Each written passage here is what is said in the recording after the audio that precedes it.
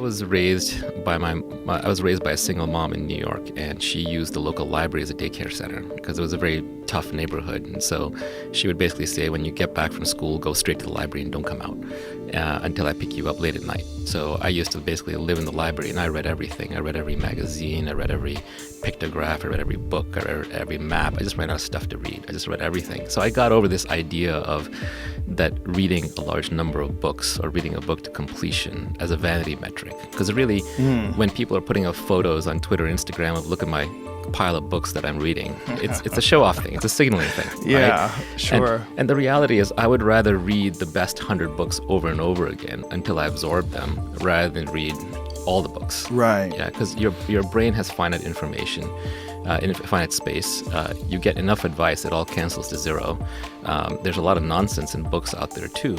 So I don't read anymore to complete books. I read to satisfy my genuine intellectual curiosity. And it can be anything. It could be nonsense. It could be history. It could be fiction. It could be science. It could be sci-fi. These days it's mostly sci-fi, philosophy, science, because that's just what I'm interested in. But I will read for understanding. So a really good book, I will flip through. I won't actually read it consecutively in order, and I won't even necessarily finish it. I'm looking for ideas, things that I don't understand. And when I find something really interesting, I'll reflect on it, I'll research it, and then when I'm bored of it, I'll drop it or I'll flip to another book. Thanks to electronic books, I've got 50, 70 books open at any time in my Kindle or iBooks, and I'm just bouncing around between them. It's also a little bit of a defense mechanism to how in modern society we get too much information too quickly, and so our attention spans are very low. So you get Twitter, you get Instagram, you get Facebook, you're just used to being bombarded with information.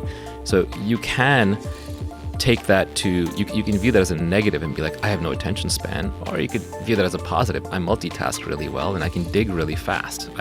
If I find a thread that's interesting, I can follow through 5 social networks, through the web, through the libraries, through the books, and I can really get to the bottom of this thing very quickly. It's like the Library of Alexandria that I can research at my disposal.